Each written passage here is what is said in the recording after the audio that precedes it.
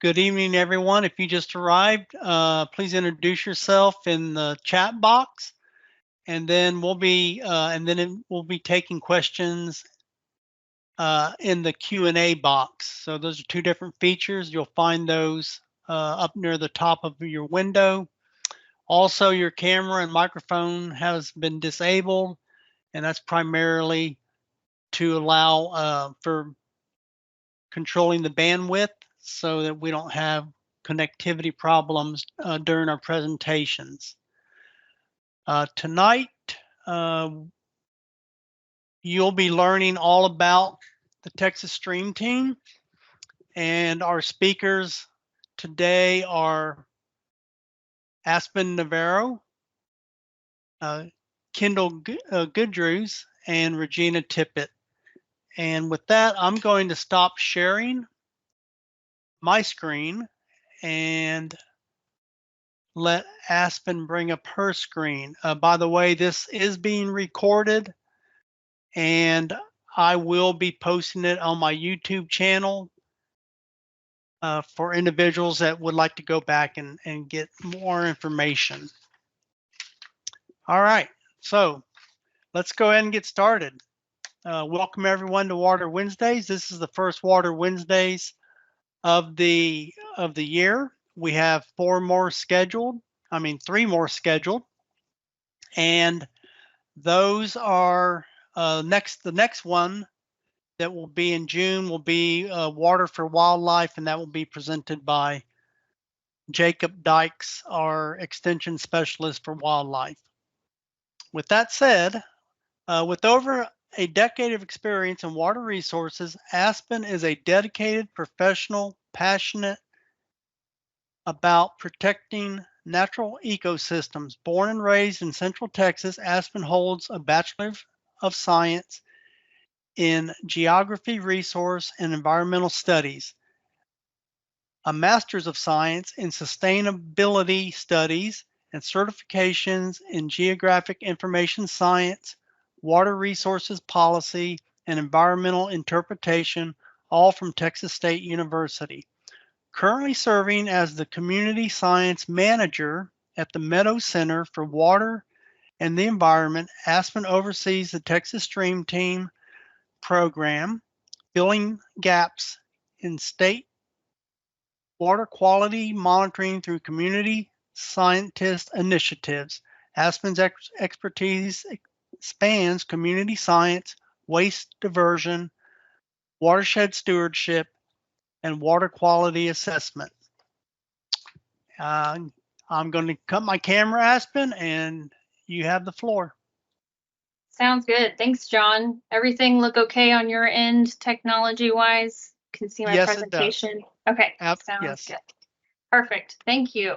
Good evening, everybody. As John said, I'm Aspen Navarro, and today I get to talk to you about truly the coolest part of my job, which is managing the Texas Stream Team program and giving you the overview and operations of the Texas Stream Team program, kind of a broad perspective, and throughout the presentations tonight, we'll kind of dial in on different perspectives of the program as well.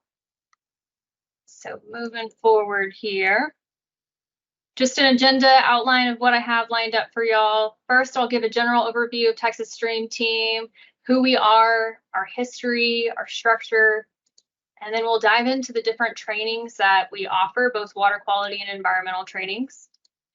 And then I'll leave you with how to get involved in the program if you're inspired by the end of the presentation.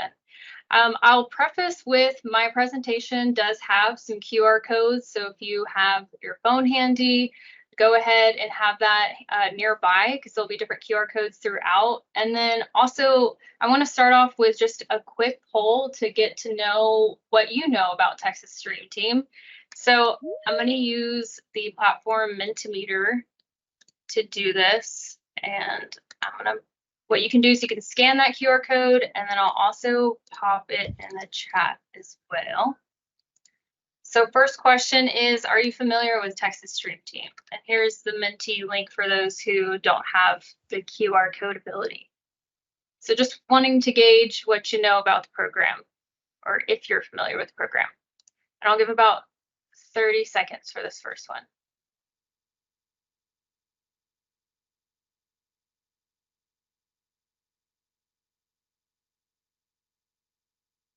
see, we got 44 people, about halfway there.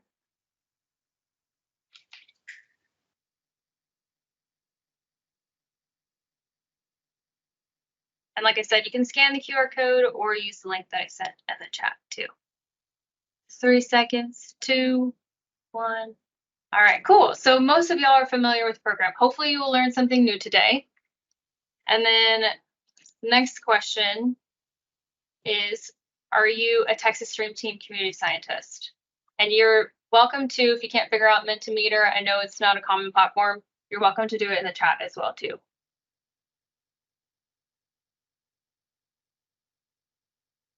All right, I'll do a countdown for this one as well.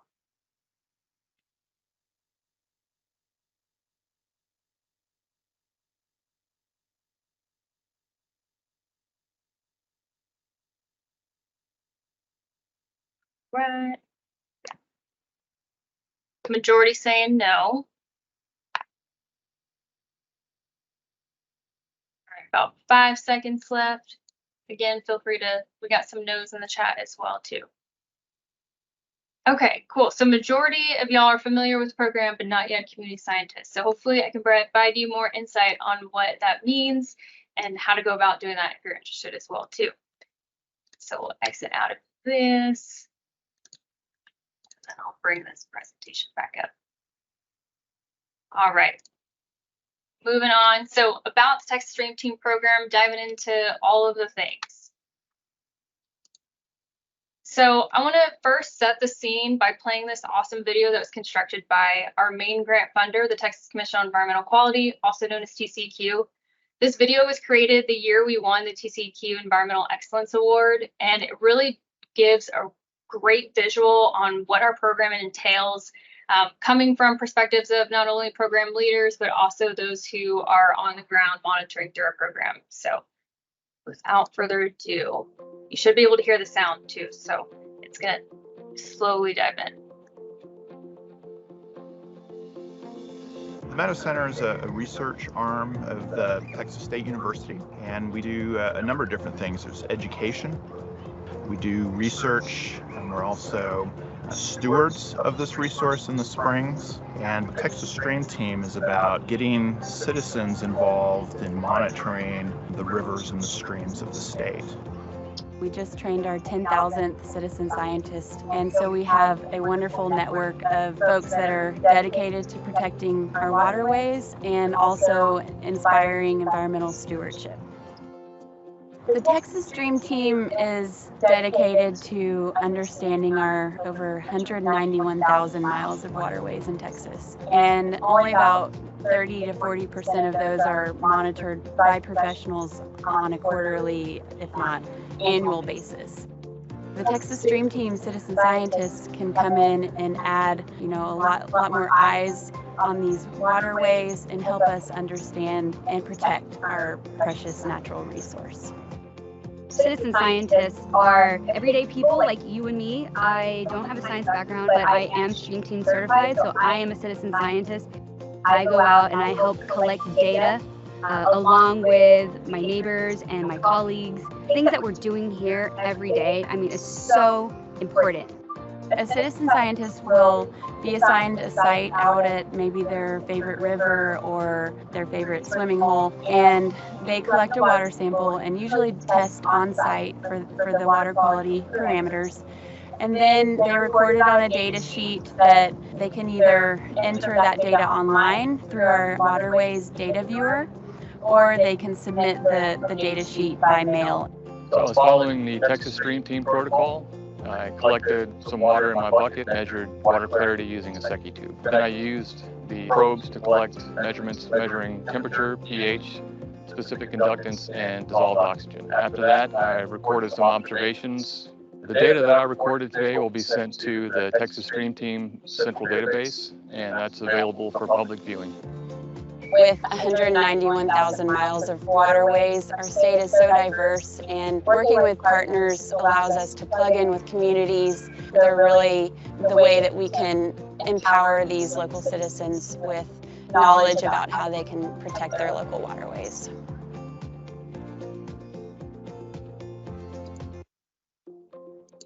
All right. So like the video said, Texas Stream Team is a statewide community science water quality monitoring program that's been operating since 1991. We are a network of trained community scientists and supportive partners administered through a cooperative partnership between the Meadows Center for Water and the Environment, TCEQ, and the EPA. And for those who aren't familiar, the Meadows Center is a research center at Texas State University that houses the Texas Stream Team program. So this is where the Texas Stream Team headquarters is located, is at the Meadows Center.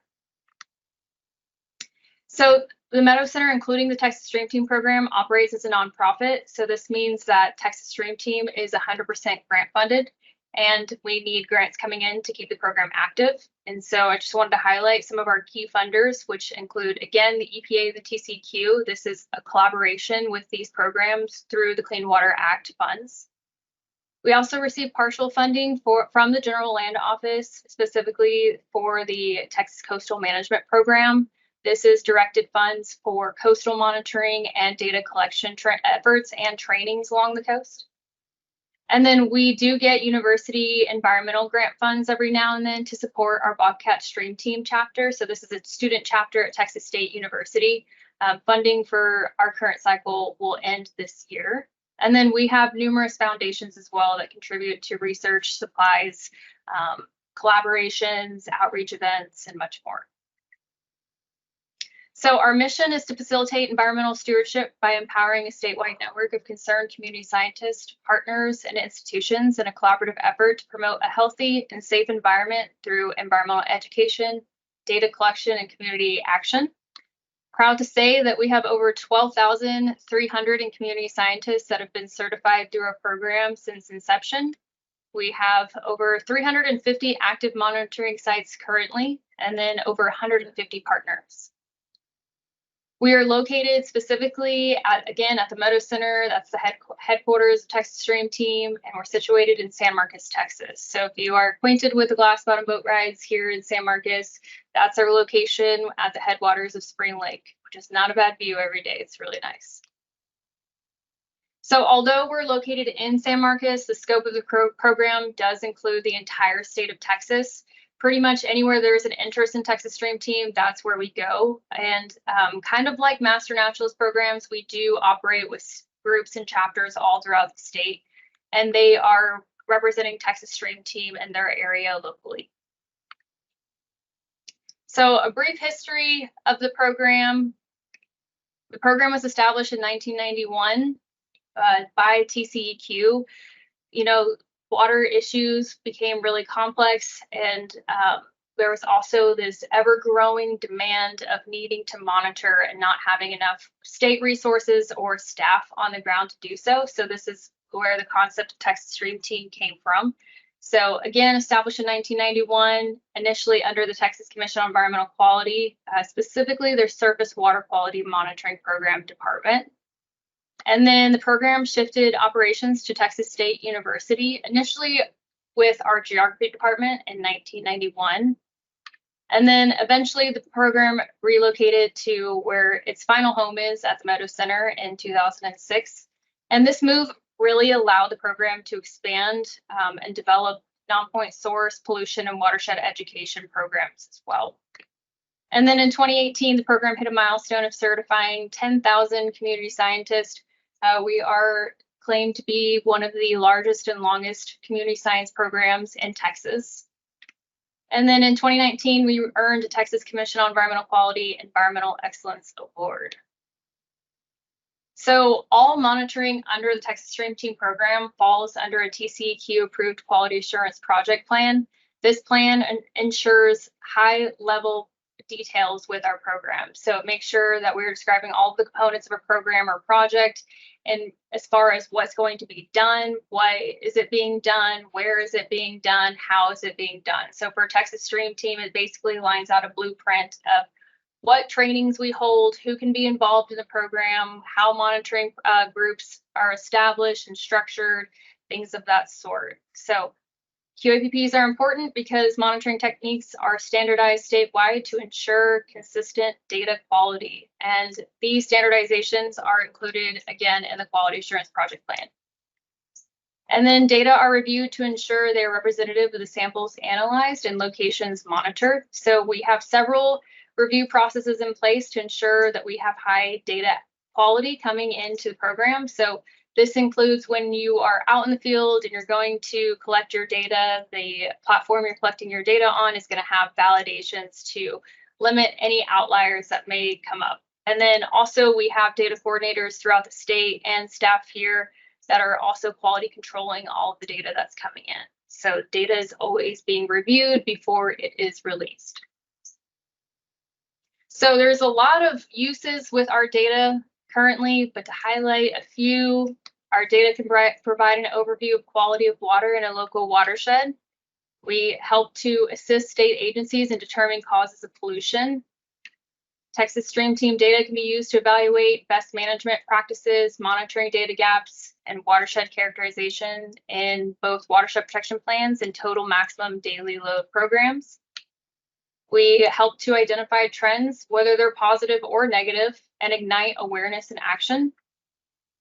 We aim to educate the public, stakeholders, and local governments with our data as well. And one way we do this is through our data summary reports that we produce each quarter. So we highlight a watershed throughout the state that has active monitoring. We analyze that watershed, we analyze the data, show trends, and then we share that information publicly on our website, also through our quarterly newsletters as well. So the data that our team is collecting, that our community scientists are collecting, is being analyzed and shared with the public in that way. And then data are used by professionals in academia to conduct research. Program data is maintained on our Waterways Data Viewer database. This is a customized database specifically for the Texas Stream Team program. This is where all of our data ends up. And then from there, we share our data with the EPA Water Quality Exchange portal. This happens twice a year.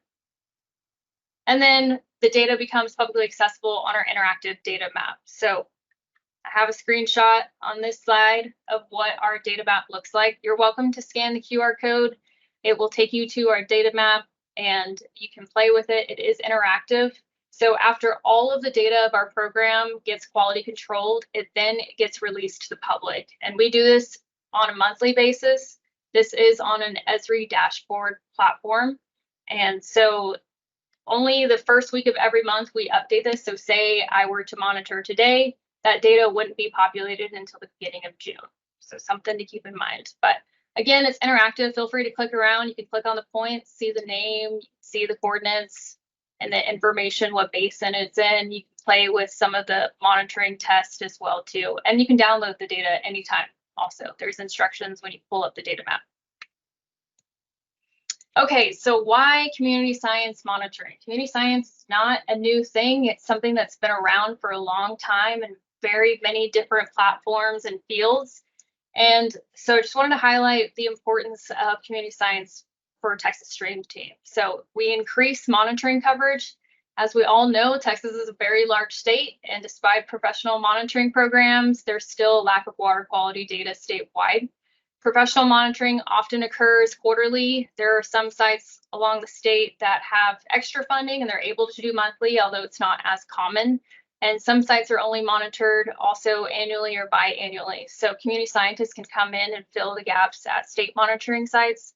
And additionally, they can also monitor at sites where there's no water quality monitoring happening on a professional level. Community scientists, since they are monitoring so frequently, they can detect anomalies before state officials can.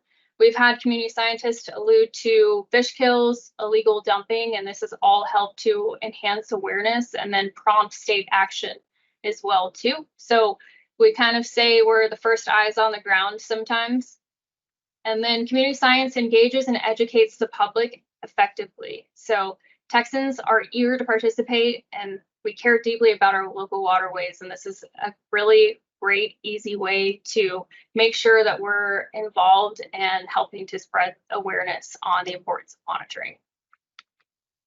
And then lastly, community science is super cost effective. For state water quality or state professional monitoring, some of our equipment is about $10,000. On a community science level, it is way less than that. So it's way more affordable and it's a way to collect data similar to professional monitoring, but at a much more, much more cost efficient way.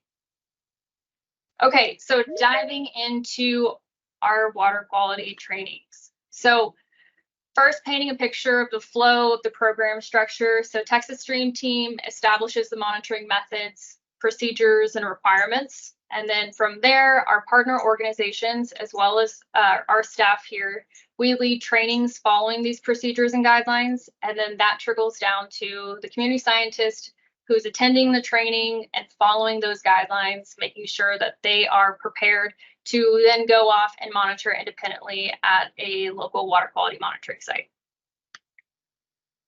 So all of our trainings have a 3-phase process. The first phase is just a general introduction to the program and to the training type specifically.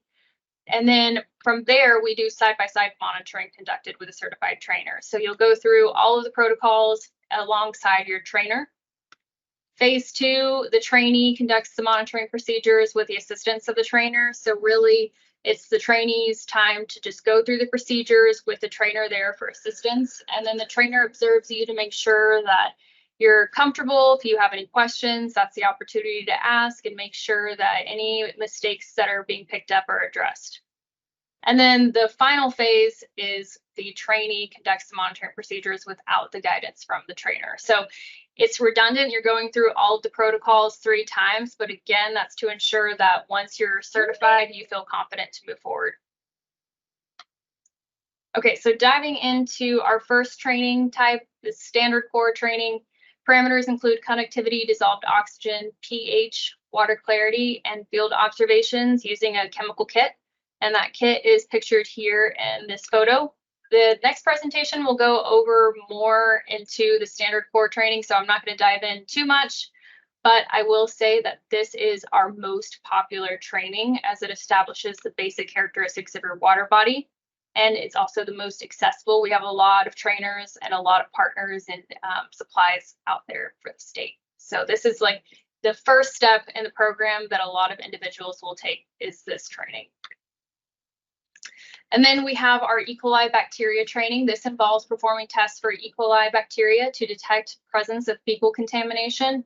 Our current training uses Coliscan Easy Gel media to detect bacteria growth. And this training does require that you have to be core certified before you can attend this training specifically. So this photo just shows the Petri dish that's incubated. Before you incubate it, you plate it with Coliscan media and your water sample, and then you plate your Petri dish, incubate, and this is showing the colony growth the next day. So E. coli is short for Escherichia coli. This is a rod-shaped bacteria found in the intestines and feces of warm-blooded animals. So basically, E. coli is unavoidable, but it is important to determine that there is not a health risk or a safety risk for both the ecology and ourselves. So this is used as an indicator species measure to determine the relative risk of contact recreation in a water body. It indicates the presence of fecal matter in the water and the possibility of parasites and pathogens in the water. So what are sources of E. coli bacteria? First is urban runoff. So runoff, when it rains, can pick up pollutants and waste, which makes its way down to the nearest water body. Another is illicit discharge. So this is any discharge in a storm drain that's not composed entirely of stormwater. So if there is, like livestock waste or pet waste that makes its way into a storm drain, that's contributing to illicit discharge. And then we have agriculture. So improper distribution of livestock waste. Again, once it rains, it's going to be picking up all of that waste and ending up in the nearest downstream water body. Another source is human waste. So this includes, one example is failing septic systems. If you're on a septic system, maintenance is very important, and not only to ensure things are up to code, but also to make sure that there are no leaks in your septic system. And septic system leaks are a major cause of bacteria in some water bodies in Texas. Next is inadequately treated sewage. So if a wastewater treatment plant is not maintaining their discharge to the level that they should be, if something goes wrong, then their treatment can contribute to a buildup of bacteria depositing in the nearest water body. And then lastly, although we love them, pet waste can contribute to bacteria levels, which is why it's so important to pick up your pet waste. Again, when it rains, that waste is getting picked up and then scooped down to the nearest water body. So important to make sure we clean up after our pets. So something I always like this quote. I mean, it hits very hard, but I think it's also a good thing to share. About half of the assessed water bodies in Texas are impaired, and more than half of the 303 listed waters are a result of contact recreation impairments due to high bacteria levels. So the 303D list, for those who aren't aware, is the list of impaired water bodies in Texas. And again, half of those are listed for high bacteria levels. So very important to monitor. Okay, moving on to our advanced training. So this involves performing tests for nitrate, nitrogen, phosphate, turbidity, and stream flow using a customized advanced kit for a program specifically. Just like the E. coli training, this training focuses on non-point source pollution, and you do have to be core certified in order to attend this training as well. So getting into the details of the advanced parameters, so starting with stream flow, this is just measuring the volume of water over a fixed period of time. And this is crucial for assessing water quality, again, those non-point source pollutants, and then ecology health. And then turbidity refers to water cloudiness. This is caused by suspended solids from soil, algae, microbes, various factors, and this can harm aquatic life if it builds up too much. Nitrates are produced as a result of the decomposition of animal and human waste, and this can be an indication of pollution levels of the water. And then lastly, phosphate is continually cycling through the ecosystem as a nutrient necessary for growth for most organisms, but an excessive amount of phosphorus can stimulate plant and algae growth, and then that could be harmful for effects on water quality. All right, and finally, we have the riparian evaluation training. This training specifically assesses the health of waterways based on evaluating the interface between land and a water body, which is known as a riparian area. So the role of riparian vegetation is important. It helps to dissipate energy, reduce erosion, trap sediment, create a riparian sponge to absorb rainfall, and then slow down the movement of water. So the water quality benefits of a healthy riparian area are well documented. Having a high functioning riparian area is good for your water quality. You're helping to slow down, filter out, and slowly seep into your local waterway. So brief overview of all of our trainings. I'll post some links once I'm done too, so you can find out more information. Obviously, if you attend a training, you'll learn more about these as well. Moving on to get involved. So getting involved really kind of has three main levels. So first we have our most popular, which is our becoming a community scientist. This is where you can conduct regular water quality monitoring at your local water body. And the only requirement that we have, aside from the prerequisites for certain trainings, is you have to be 14 years old or in 9th grade to become certified. And another way to get involved is becoming a partner. So if you're an organization, you can partner with Texas Stream Team. We collaborate with a bunch of different partners all throughout the state on outreach events. We do grants, and then you can support like local monitoring groups as well too. And then lastly, if you are already a community scientist and you're really passionate about growing, community science monitoring activities in your area and your region, you can always become a trainer and lead a group in your area. So we don't have any limit on who can be involved in the program or what partners can be involved, but I just wanted to highlight some of our common partners, just kind of paint a picture of who the majority that's involved in the program looks like. So the first is going to be cities. A lot of cities have Texas Stream Team built into their city structure with a staff member. And a lot of cities benefit with Texas Stream Team by being able to complement their water quality monitoring for either their stormwater program or their MS4 program. So some of our cities will use Texas Stream Team community scientists to fill in gaps with their own monitoring that they conduct regularly. Another one's river authorities. So river authorities operate groups, or they support groups throughout the state in their basin specifically to support and fill in gaps for their professional monitoring. And then we have some universities that establish groups or encourage students to attend local trainings in order to get real world experience. Coming from, Texas State, I didn't always get that real world experience in field work. So a lot of universities have started to tie in Texas Stream Team into their program. We even have some professors that integrate our program into their curriculum specifically. And then Master Naturalists. So we have numerous Master Naturalist groups across the state that are involved. They're probably our most prominent and consistent community scientist, I would say. And a lot of chapters have even started to integrate the program into their own service hours as well. So some chapters will establish a group, they have their own, monitoring site set up, their own supplies, and they're able to use that for their required service hours. Okay, so since becoming a community scientist is the most popular route for people who want to get involved in the program, I just wanted to highlight the general process for becoming a community scientist and what that looks like. So first, you're going to locate a local trainer and or a local training that's happening in your area.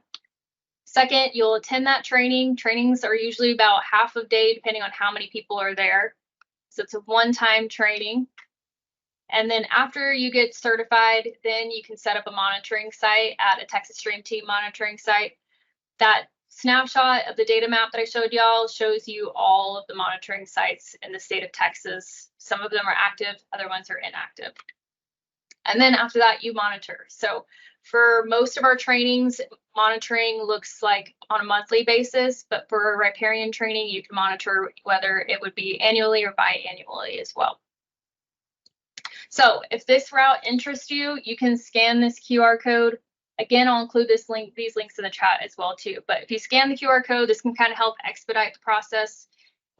It will link you to our Get Involved form, ask for your name, where you're located. It'll get sent to our staff. And then from there, we can tie you in with either a local trainer or a training that's already scheduled for you to attend. And again, I'll send this in the chat as well too, so y'all don't miss it if you're not quick enough. All right, and then I'll leave y'all with our Texas Stream Team contact information, our email, txstreamteam@txstate.edu, our phone number 245-1346, and then you scan this QR code, it'll take you to the homepage of our website, which is www.texasstreamteam.org. And then that's all I have for you. I appreciate y'all's time. All right. Thank you so much for that excellent presentation, Aspen. Did you want to hang on till the end or field your questions right now? Yeah, I'm going to hang on till the end, so no rush. And I'm going to send a couple of links in the chat as well too. Okay, that'll be great. Then in that case, I'll go ahead and introduce our second speaker. You do have some questions in the Q&A though, which you could respond to if you wanted to. Okay, as well I'll do that. via text. Totally up to you though. Sounds good. All right. Our next speaker is Kendall Guidroz. She's a senior planner with Houston-Galveston Area Council in the Community and Environmental Department. As a member of the Water Resources team, Kendall is responsible for a variety of water quality projects, including conducting Clean Rivers program, ambient water quality monitoring, and managing outreach and education initiatives like the Trash-Free Texas and Coastal Communities projects. Kendall also serves as the regional coordinator for the H-GAC Texas Stream Team Group and the River, Lakes, Bays, and Bayous Trash Bash annual waterways cleanup event. Kendall graduated from Southwestern University in 2014 with a bachelor's degree in environmental studies and worked as an intern and staff member for several environmental nonprofits before joining H-GAC. All right, take it away, Kendall. Thanks, John. Just checking everyone can see my screen. Is that right? Yes, looks good. Perfect. All right, well, thanks for inviting us to talk about our Texas Stream Team program. So like John said, everyone, my name is Kendall Guidroz. I'm on the water resources team at H-GAC, and I'm the coordinator and trainer for our Texas Stream Team monitoring group. So today I'm going to follow up on Aspen's introduction to the program by discussing specifically a little bit more about the Standard Core Water Quality Monitoring Program, how H-GAC coordinates our local group, and a little bit on two of the common questions that I tend to get about the Texas Stream Team monitoring. So just to start off with, Aspen mentioned partners, and H-GAC has been a Texas Stream Team partner since 1992, back when the program was actually still called Texas Watch, and we coordinate the efforts kind of in our, not just Houston, but in our kind of H-GAC area. So the Houston-Galveston Area Council, or H-GAC, is a council of governments that was organized in 1966 for our 13-county region, kind of 13 counties surrounding Houston and Galveston. H-GAC's Water Resources team coordinates the Clean Rivers program for the Texas Commission on Environmental Quality in 4 river and coastal basins in our region. Those are the ones on the map: the San Jacinto River Basin, the Trinity-San Jacinto Coastal Basin, the San Jacinto-Brazos Coastal Basin, and the Brazos-Colorado Coastal Basin. H-GAC is able to coordinate our local Texas Stream Team monitoring effort in these 4 basins through the support of our Clean Rivers program. We also have several partners who either coordinate groups in the area, like the Galveston Bay Foundation, some who help us provide trainings, like the Bayou Preservation Association, or partner with us to coordinate a group outside of one of the 4 basins we work in, like the City of Sugar Land does. And I know Aspen already hit on this point, but since H-GAC conducts both professional monitoring with the Clean Rivers program and coordinates our community science through the Texas Stream Team, I did just want to reiterate that these are some very important benefits of the type of volunteer monitoring that the Texas Stream Team does. And as for who monitors with our program, we do have that wide range that Aspen mentioned of volunteers, from master naturalists, teachers, college students, staff from environmental organizations, and just interested residents. There's no need to have a background in water quality or chemistry, as the training and strict protocols do allow anyone to conduct the tests and report their data. And like she said, the only real requirement is to be at least 14. In our group, we do specify that anyone who's under 18 does have to have a parent or guardian attend the training and monitor with them, but that's really the only caveat to that. And then Aspen hit on this a little bit, but the Standard Core monitoring follows the same structure as all of the Texas Stream Team trainings, and having those 3 phases. That phase 1 tends to be held in a classroom setting more typically, so that we can introduce all of the protocols and demonstrate everything that would take place during monitoring. Phase 2, when participants take over more of the monitoring just under trainee supervision. Usually we get to do that outside as long as it's not too hot in our Texas summers. And then for phase 3, again, the trainee would go through all of those protocols and tests again, showing their mastery of those skills.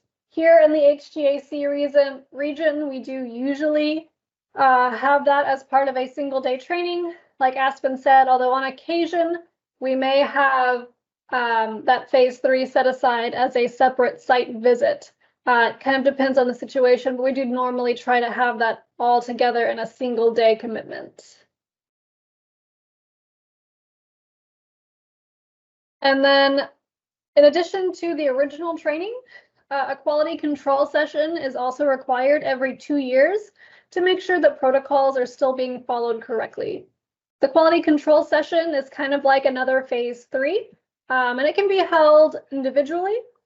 But here in H-GAC's region, since we do have such a large area with a lot of monitors, we do prefer, when possible, to hold our quality control opportunities where a lot of people can attend at once.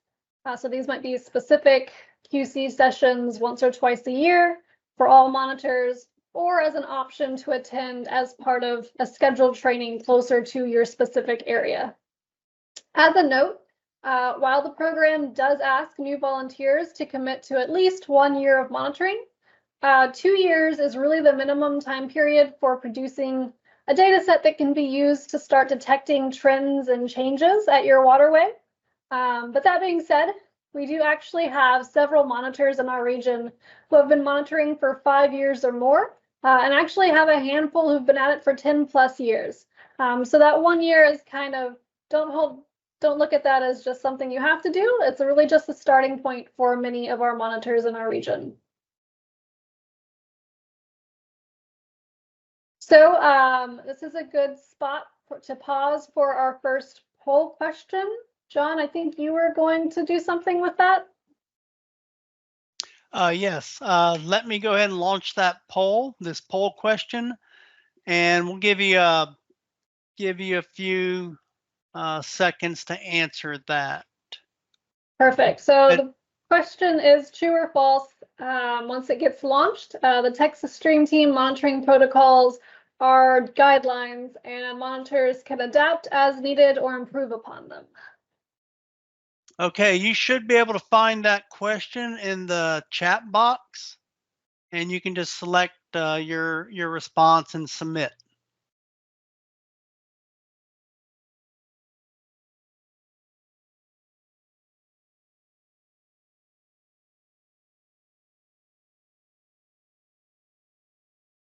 Okay, we got some responses coming in. 9, 10.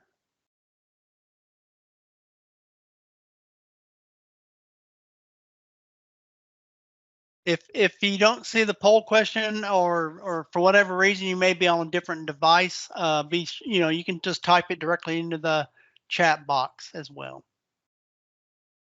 All right, we have 13 responses.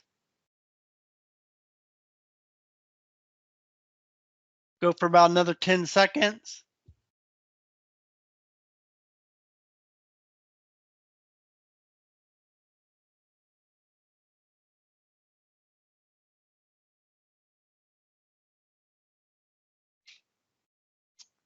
All right. Well, 64% of you answered false. Which is the correct answer. All right, wonderful. All right, so yeah, the answer is false. Aspen hit on this a little bit. I just want to reiterate that while some monitors are able to come up with techniques that can help with accuracy of some measurements, such as using a measuring tape to get a more accurate reading from a Secchi disc line, it's incredibly important to make sure that you're conducting all Texas Stream Team tests following the instructions set in the manual and using the equipment that is outlined in the manual and on the website. This makes sure that all monitoring follows that approved QAPP Aspen talked about, and that all data collected in the program can be trusted because it was conducted in a way that has been proven and is replicable. All right, so moving on to after you've been trained. After completing your training and choosing a monitoring site, you'll be able to start conducting tests and collecting data. Texas Stream Team monitoring is conducted on a monthly basis. To create an unbiased data set, monitoring doesn't just occur to capture or avoid certain factors like rain or a drought, but instead it's collected on a regular basis.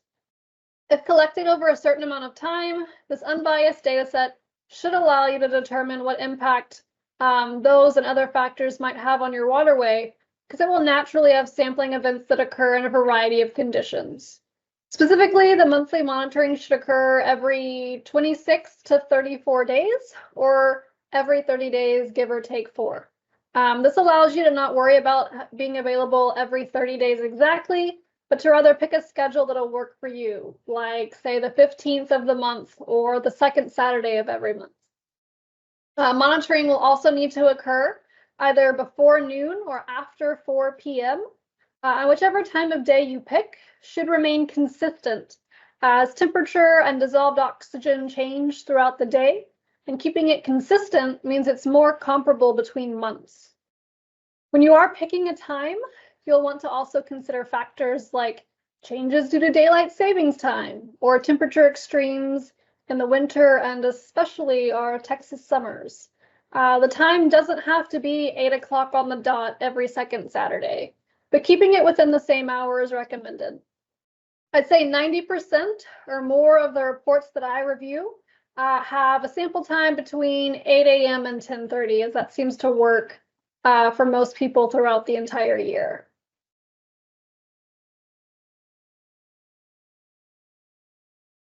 As for what you'll be measuring, the standard core monitoring tests for the temperature of both air and water, water transparency or clarity with a Secchi disc or tube, total depth of the waterway, conductivity or salinity, depending on if you're in a tidal or freshwater stream, dissolved oxygen, pH, and several field observations. During the 3 phases of training, we go over not only how to conduct the tests, but also what the parameters are, what conditions might impact them, and why they're important.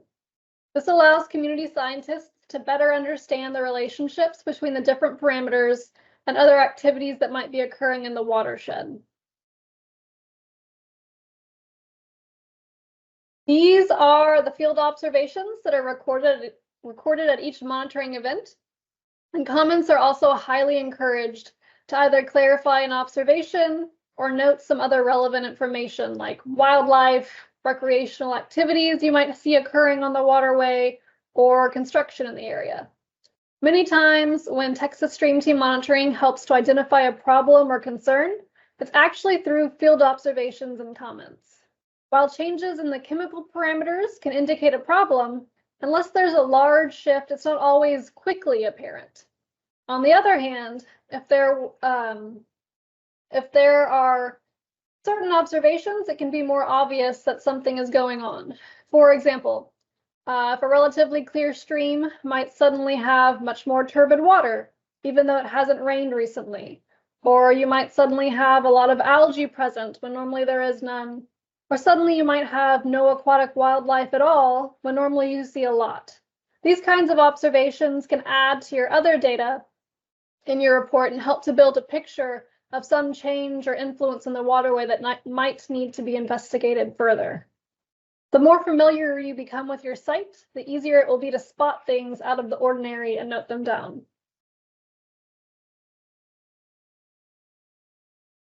So as I mentioned, after that first poll, there is specific equipment you will need to use for Texas Stream Team monitoring. The kit itself is put together by Lamont. Sorry, real quick. It's put together by Lamont and it includes specific sample bottles and vials, an armored thermometer, color comparators for pH, and chemical reagents. You will also need either a conductivity meter or refractometer to measure conductivity or salinity, or in our region, several of our monitors are actually still using hydrometers, and either a Secchi disc or tube for water clarity. For monitors in our H-GAC group, we are able to provide all of these items plus the solution needed to calibrate your conductivity meter. In addition to these supplies, community scientists will need to provide their own bucket with a rope for collecting samples, safety gloves and glasses, a waste container, deionized water, and any supplies that might be used to customize their monitoring setup. Okay, poll question number 2. So when should Texas Stream Team monitoring be conducted? Only after a rain event, once each month whenever the monitor has time, about every 30 days in the morning or evening, or when the weather is nice to be outside. All right, I put that poll question into the chat, so feel free to take a look at that. We'll give you about 45 seconds to a minute to answer.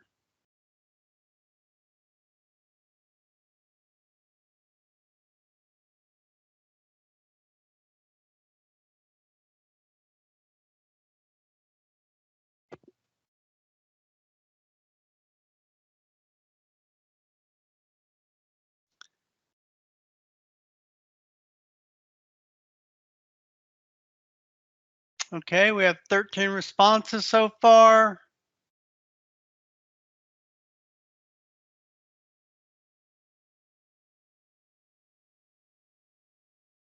And quite a few, and where people have typed in the response in the chat. So I think overwhelmingly.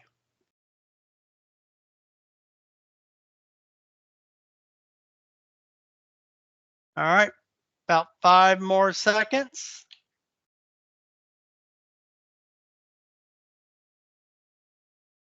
All right, well, 92% said C. What was the answer, Kendall? Answer is C. Glad y'all are paying attention. Great job, everyone. Yes, so to create that unbiased data set, Texas Stream Team monitoring should be conducted about every 30 days in the morning or evening. Again, there's some leeway, but you're aiming for about a month apart at the same time of day each month. So now that we've gone over kind of what the program is and the basics to being a Texas Stream Team community scientist, I want to take just a little bit of time to go over a couple of common questions that we get from prospective and current monitors. The first of these is, how is data from the Texas Stream Team used? I mentioned briefly before, the Texas Stream Team data is not used, I think I mentioned it, for regulatory purposes. I may have skipped that earlier. So it's not used for regulatory purposes. So it doesn't result in fines or enforcement, and it isn't used to determine if a waterway is meeting state standards like the professional data that is sent to the TCEQ. However, other than that, there really aren't too many limitations on how you can use the data. So Aspen kind of showed you this slide already, and as she shared, statewide, there are a wide range of ways the data is being used.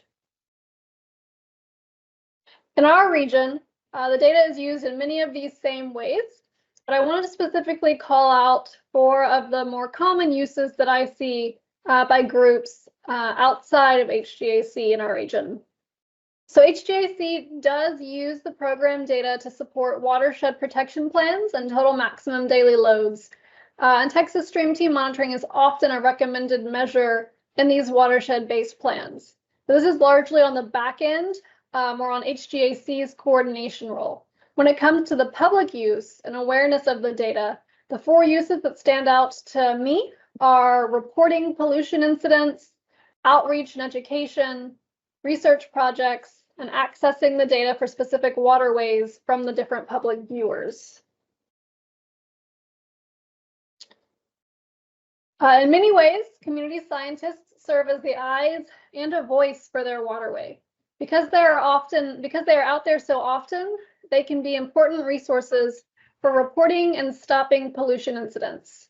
One of the most important situations in which they can do this is for situations that need to be brought to the attention of Texas Parks and Wildlife Department's Kills and Spills team, which investigates fish and wildlife kills resulting from pollution and natural events. The field guide for Texas Stream Team includes the phone number for the Kills and Spills team, so monitors have it handy if they run across a spill or fish kill event.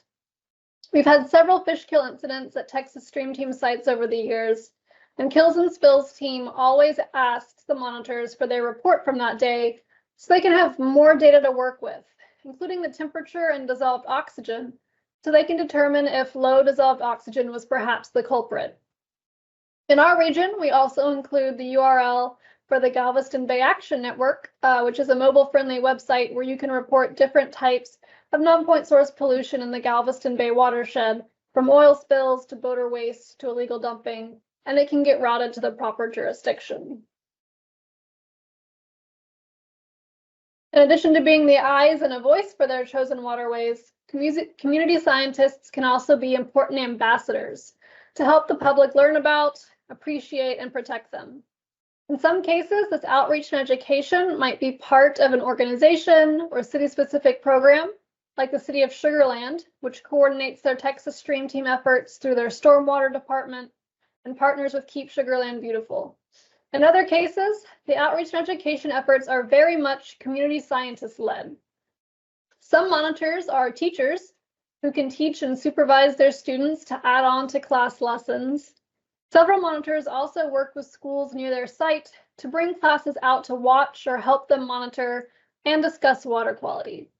And some monitors have even volunteered to demonstrate and discuss the topic with students at different events like outreach booths or STEM camps.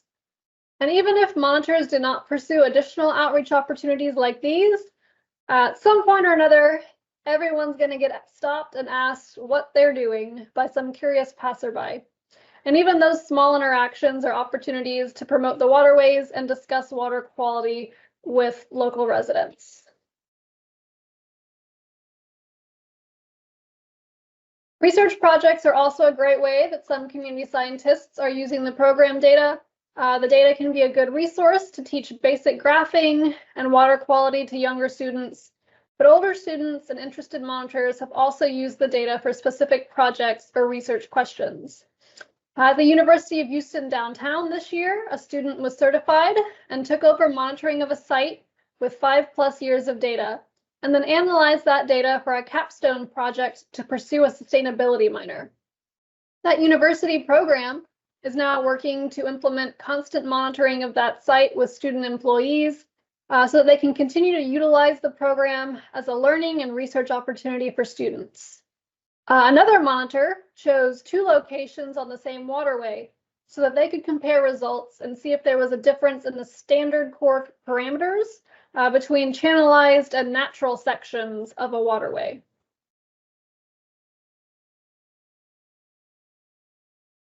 And for those who want to use the data for other questions that they have about local waterways, as Aspen said, all data is made publicly available through several sources. The Texas Stream team has a statewide data map, which Aspen shared the link to. The Galveston Bay Foundation also includes the data on their water quality map of their locations. And H-GAC has our Water Resources Information Map, or our RIM, which shows the locations of Texas Stream Team and Professional Clean Rivers Program monitoring sites in our 4 basins. Data for each site can be accessed, though as Aspen mentioned, there is a delay for review and approval. And the RIM also allows you to see a regional view of which waterways are impaired for certain parameters, such as bacteria and dissolved oxygen levels.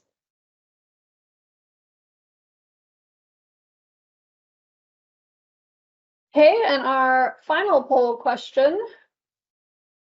Which of these is not a use of Texas Stream Team data? Educating residents, regulatory purposes, supporting watershed plans, or research projects? I know they're super hard tonight.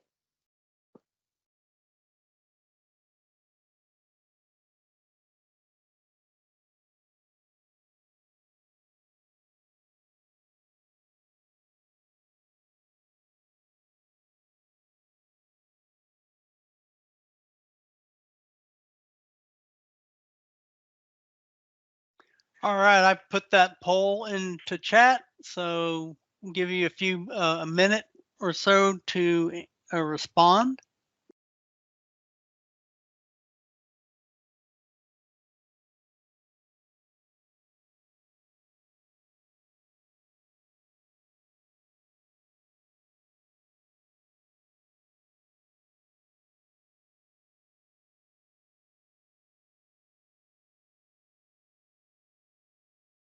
All right, we have folks are registering their answers. Looks like they were paying attention. Always good to see. Give you a few more seconds to respond. I know that some of y'all may not be or can't see the poll question for whatever reason, but right now we have about half the people.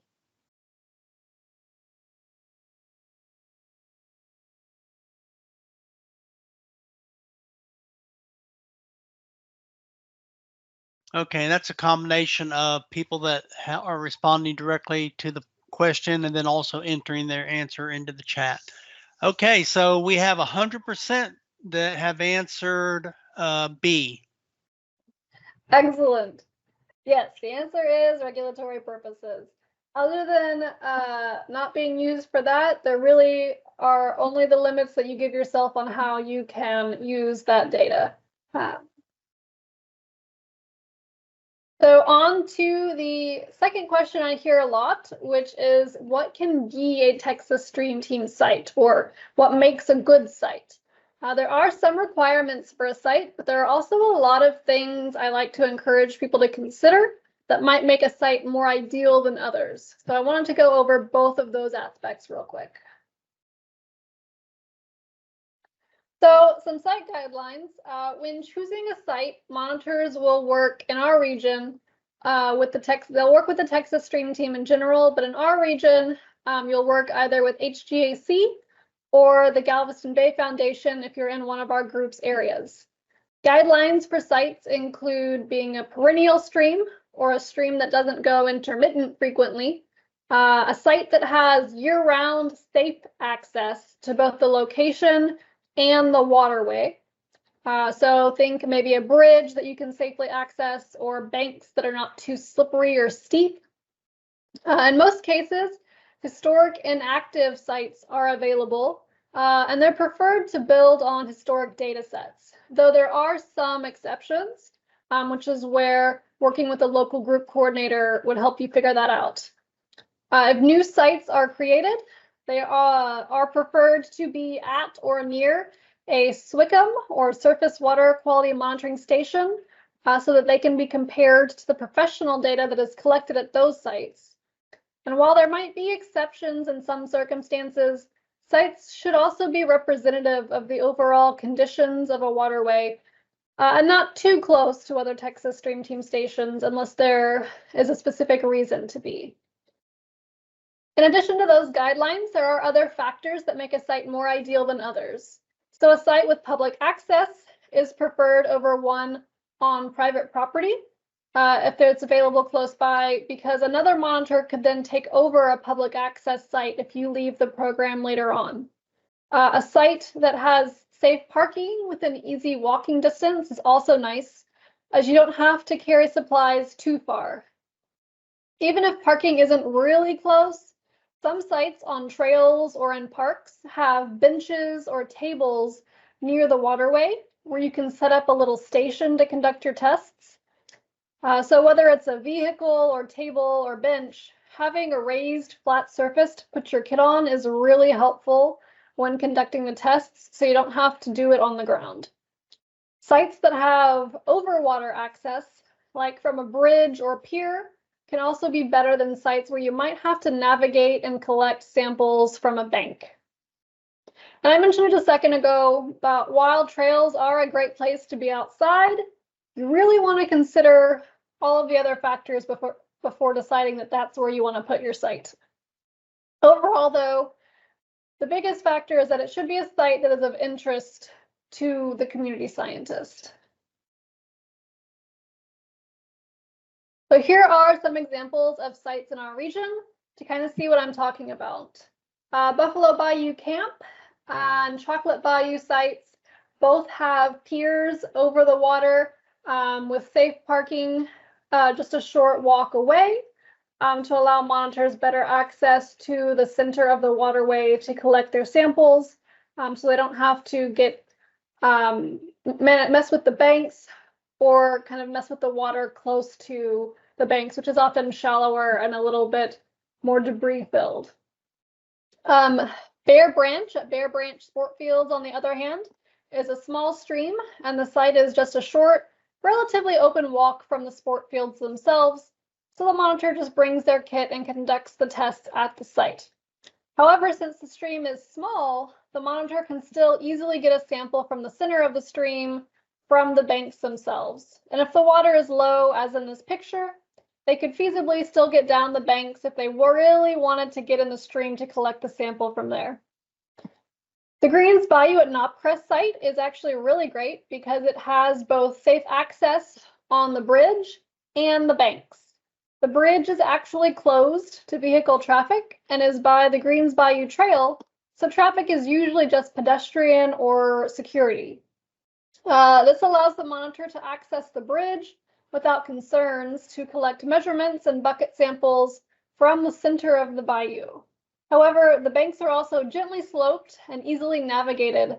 So if the monitor wants to get to the water's edge for field observations or under the bridge for some shade, they can do that as well. Buffalo Bayou at Sabine Street is in Buffalo Bayou Park and is at a kayak launch. So there are steps and a railing to get down to the water's edge. Sims Bayou at Robert C. Stewart Park does not have piers or other structures, so it isn't quite as convenient as some of the other locations, but it does have gently sloping banks most people can easily navigate. And as you can see, kind of a wide, flat area, not too far from the water's edge, where you can still comfortably do the tests. The location is also just a short walk from the park's parking lot. Horsepin Bayou at University Drive is located on the University of Houston Clear Lake campus. And like the Greens Bayou site, has safe access on both the bridge, which is low traffic and has a nice guarded sidewalk, and from the banks, which has a trail running along it. And finally, Buffalo Bayou at Westheimer was originally a really nice location with parking and trail access up by that bridge and wide banks close to the water's surface where you could collect your sample without having to get on the busy Westheimer Bridge. However, since the site's creation, the area has seen evidence of some questionable activities, and we've actually closed that site temporarily. And this would be a site where a monitor would not be given that site if they intended to monitor alone, at least until the situation changes. So information like this on the sites is why we do have monitors coordinate with us before approving a site location. It's also a really good segue into the last thought that I want to leave you with tonight, which is we always encourage everyone to conduct their monthly monitoring with a buddy. It reduces risks. It puts someone with you in case of an accident, and it just makes monitoring easier and more fun. Some people even attend the training with a partner, whether a spouse or a friend, planning to have that built-in buddy for monitoring. Some people bring their kids or their grandkids with them. And if nothing else, it gets them interested, it gets them involved, and it gives you an extra pair of hands to carry all of your equipment. So that is something we highly recommend for a variety of reasons. And with that, this is my contact information. If you're in our H-GAC region, please don't hesitate to reach out at that email address if you're interested in learning more about the Texas Stream Team in our area. And if you don't remember that, I know Aspen included the QR code. She can always connect you with me as well. So thank you all for letting me talk with you today. All right, thank you so much, Kendall. That was an excellent presentation. Folks, if you have questions, be sure to pop them into either chat or the Q&A. And what we'll do is at the end of the presentation, we'll just go through each of those questions. Because I'm not sure if everyone has seen the questions and received the answers. So we'll just do a summary there at the end. Aspen has done a great job at answering a lot of those questions as well from her presentation. All right, that brings us to our last presenter. Regina Tippett is a retired healthcare and energy accountant who discovered the Texas Master Naturalist program in 2018. It turned out to be a perfect fit with her lifelong interest in ecology and the environment. She is particularly interested in human-created pollution and its effects on the ecosystems. This prompted her in 2019 to join the Texas Stream Team to help monitor water quality in Chocolate Bayou and the San Bernard River. When not testing water, Regina enjoys birding, gardening with native plants to support native insects and wildlife, and tending to her mini backyard pond that was installed for the dragonflies. Regina is currently treasurer of the Friends of Brazoria Wildlife Refuge, which supports the Brazoria National Wildlife and San Bernard National Wildlife Refuges. All right, Regina, your slides are up and they look great, so take it away. Okay, thank you, John. Thank you all for having me here tonight.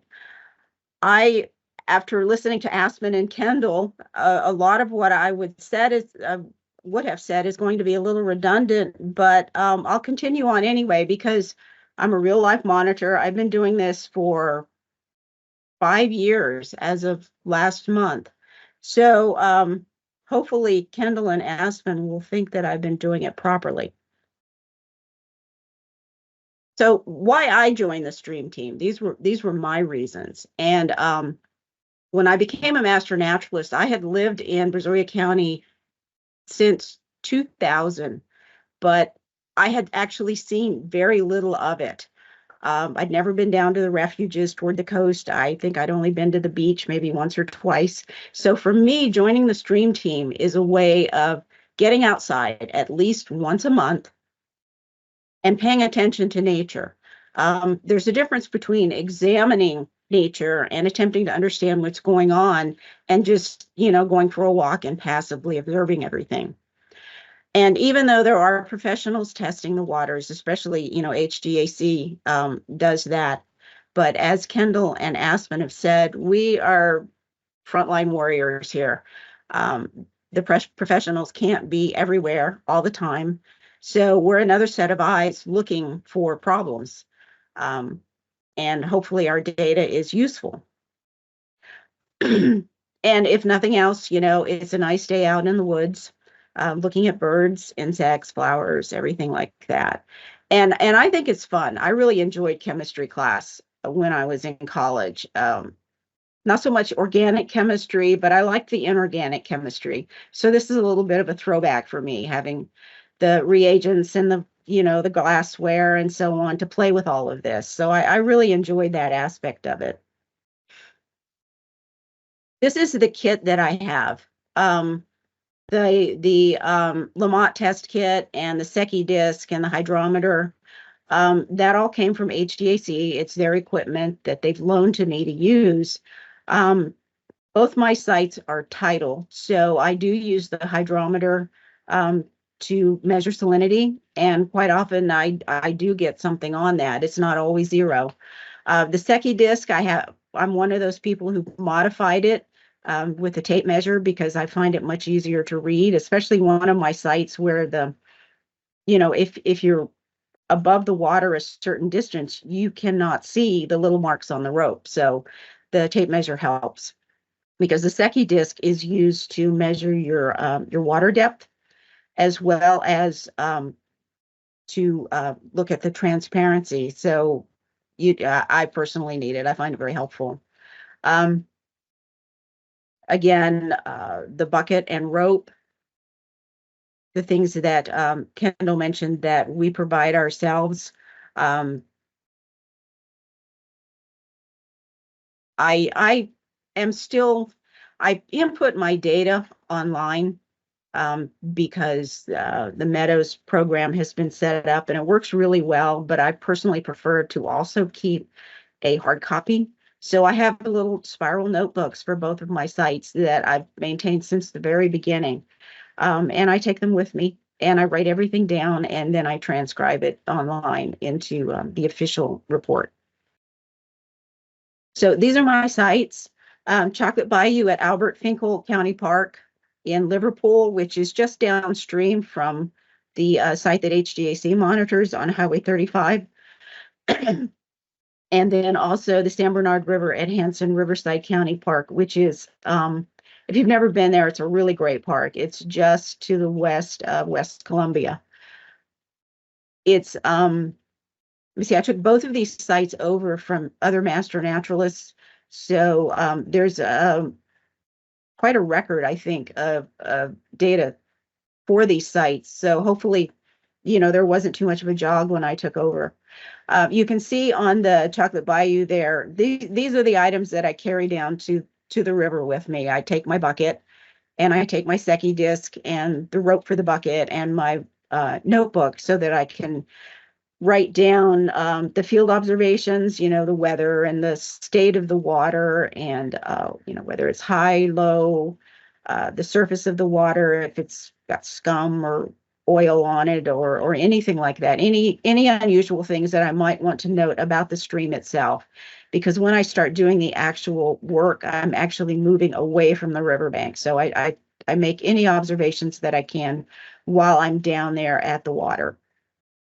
And then once I leave the water, I go up to a picnic table. All of the county parks are beautifully maintained, so it's easy to get around. The picnic tables are really nice, and of course the sample needs to be kept in the shade, so that the temperature doesn't vary widely as you're doing your testing. At Albert Finkel Park in Liverpool, I work underneath a pavilion canopy, so that's really nice. At Hanson, it's tree shade, which in the winter is a little bit hard to find. It can be a little skimpy, but usually it's cloudy then, so it's not too much of a problem. The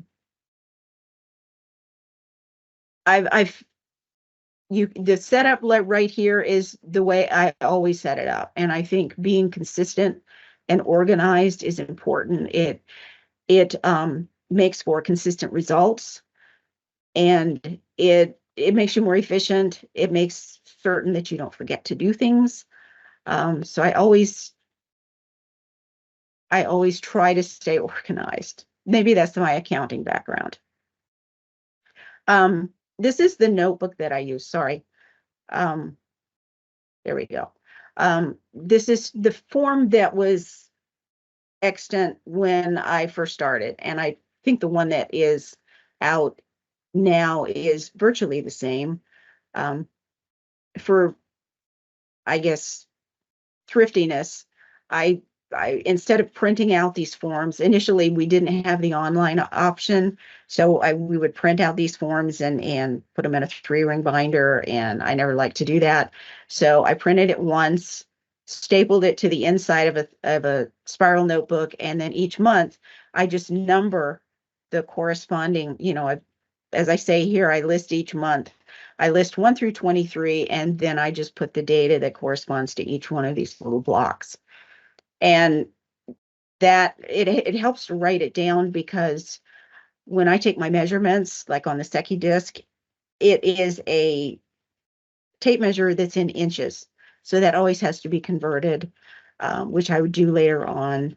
And it's just nice to have these notes written down. Like, as Kendall said, it's useful information to note anything unusual happening. The flow rate is not one of the standard questions on the form, but I think it's useful information to have. I was trained that way by Pete Rompf, and I've just continued doing that.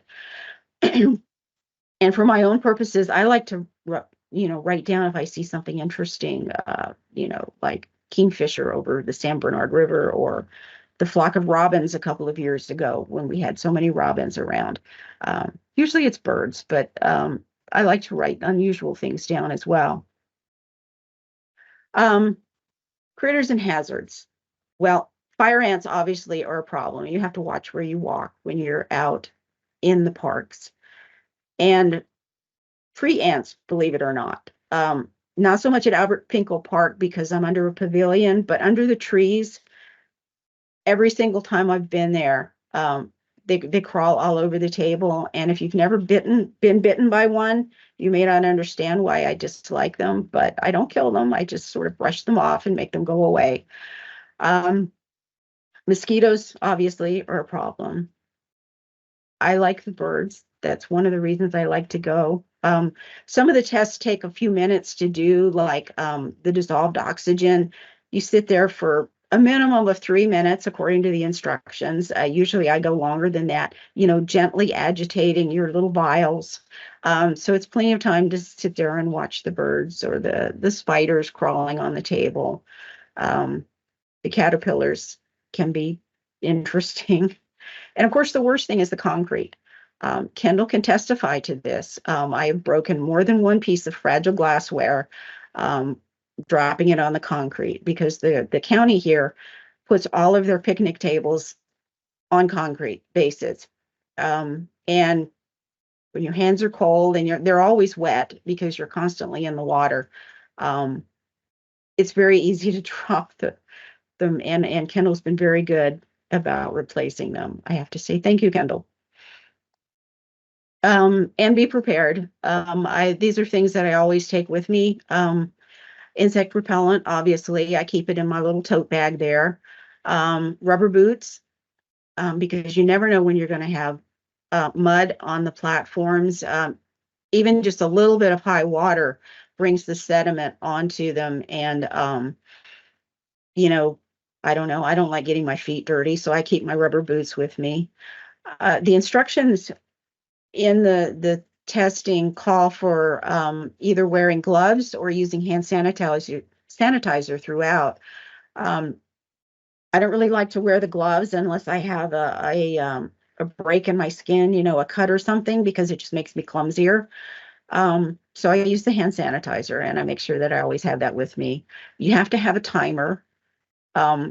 Usually I use my phone because I have a timer on that, and then I have a camera so I can take pictures of unusual things.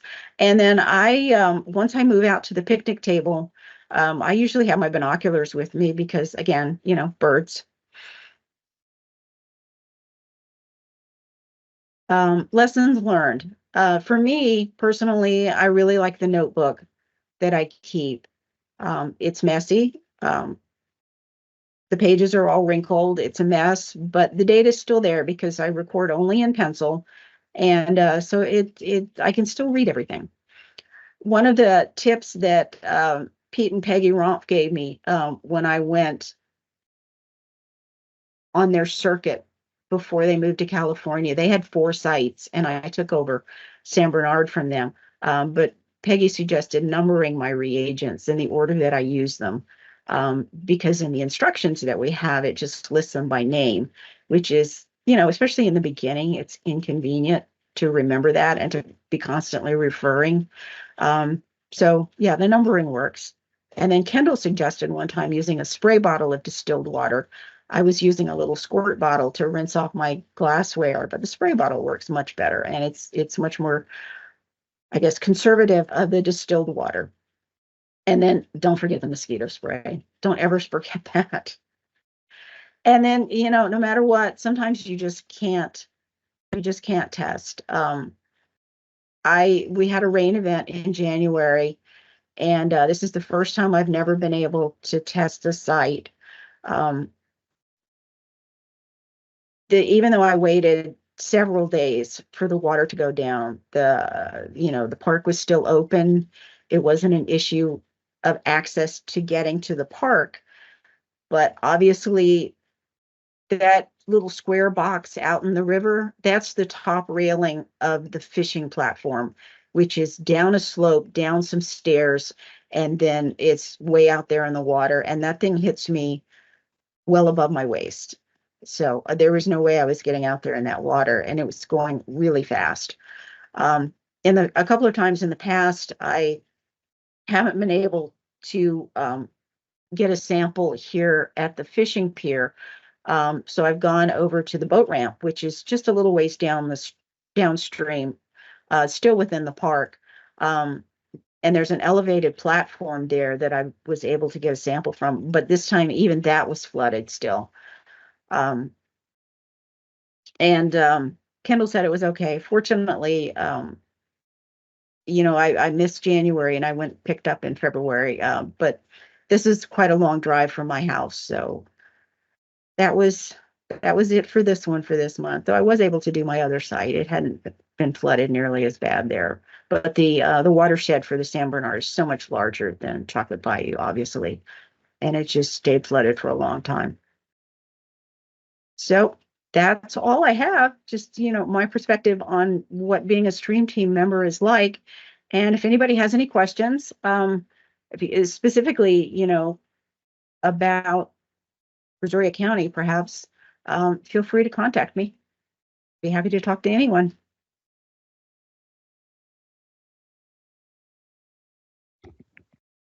All right. thank you so much, Regina, for your presentation. And I'm checking the, let's see. 1 second, gotta let someone in. Oh, they're in. Okay, so I'm looking for any questions for you from the audience. If you have any questions for Regina or Kendall or Aspen, be sure to drop those in the Q&A chat box, and we'll take a look at that. If not, I am going to, Aspen, did you want to answer those questions verbally? I know you answered them written in written form, but. Sure. Okay, go ahead. I know some people may have the same question, so going through. Someone asked, Galen asked, how much does the testing kit cost? I included a link in the chat to our equipment directory, so you can see the list of all of the equipment for all of our trainings that we offer. Again, with the standard core training is going to be the most popular, and the kit for that is $610.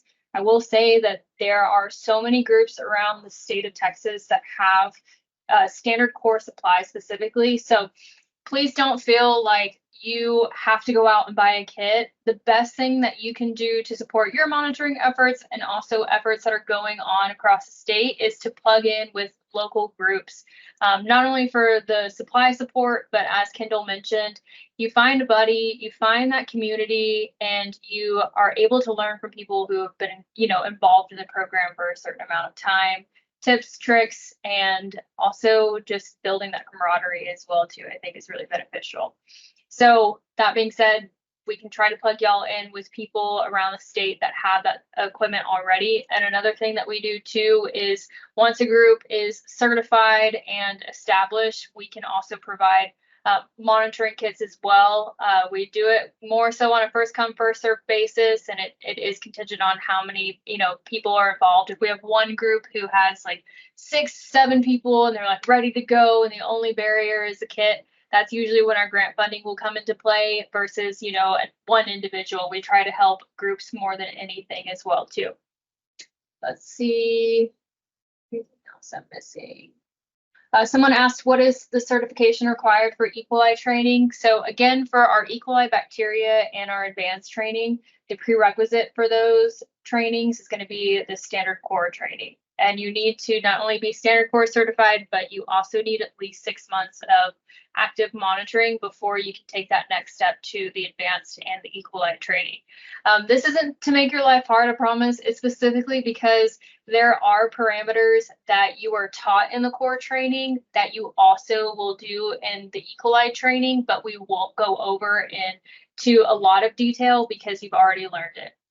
Additionally, with those parameters, they are more non-point source specific, and it is really important to make sure that you're meticulous with your protocols. And so the standard core is a great introductory for that, to set you up for kind of how Regina mentioned throughout her presentation. And I'm just like, my heart's just warmed hearing her talk about how meticulous that she is during her monitoring. So we make sure you're comfortable before you add on more trainings to the process.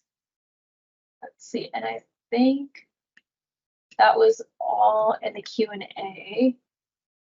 Look, some individuals reached or commented about specific areas. And so I linked to the Get Involved form again. I also have links to our website, our email in the chat. And so if you're interested in getting involved, I think the best first step is to fill out that Get Involved form, unless you are in Kendall's area, that you can contact Kendall directly, or we can put you in contact with her as well too. So I think that was it. I think I missed one data one from Karen. Karen asked how the data is, let's see, who is looking at data to detect there's a problem, which is a really good question. So we have groups are structured differently all throughout the state. It really depends on capacity as well as interest. So we have a group here in San Marcos that has a lot of monitors involved. I think the last count was like over 40 individuals are actively monitoring. And because they have so much involvement, they're able to have a trainer, a data coordinator, and an equipment coordinator, which are kind of our 3 leading roles when establishing a group. They're not required, but if you have the interest, we strongly suggest filling those roles to kind of help maintain operations and keep things moving smoothly. So because they have a data coordinator, they're able to not only enter the data for their group, but they're also making sure to look through and see if there's anything that looks of concern. A lot of times too, if there's not a data coordinator, 9 times out of 10, trainers will kind of take on that role before they send it over to us or enter it themselves. And they're also looking for anything that may be out of whack, especially our cities as well too, and river authorities. And if a group doesn't have any of those roles, then the data comes to us and we enter it for the entire state where there isn't a trainer or a data coordinator. And we're looking at that data as well. We're eventually going to implement a system where once something is entered, it will automatically flag the data for you and just say, hey, this is kind of a high reading, if you will, and you may want to go out and monitor again, make sure that it wasn't an anomaly or there wasn't something weird kind of throwing your data off. And then from there, we can get local, either city government or state government involved if it ends up being, something that's definitely an irregular event. Anything else? I do not see any other questions that have come in. Excellent job, Aspen, Kendall, and Regina. I do see some kudos to our presenters, so don't be shy about giving your thanks for that. All right, well, I have 8 o'clock, which wraps up this session of Water Wednesdays. I want to thank each and every one of you for giving up a portion of your Wednesday evening to be with us here tonight, especially our presenters. All of them were excellent, and I hope you got a lot of information. And if you're not involved in the Texas Stream Team monitoring, go back, talk to your chapter, see how you can get involved, and Aspen can hook you up with a local trainer in your area if you're not already involved. With that said, just a reminder, next month, 3rd Wednesday of the month, we'll have Jacob Dykes, our wildlife specialist, talking about water for wildlife. He'll be covering large game and also smaller animals as well. And that's going to be an important topic. So I hope you can join us next month as well. With that, good night, everyone. Thank you for dropping in, and I'll be editing the recording and sending that link out directly to your email addresses. So see you next month. Night, everyone. Thank you.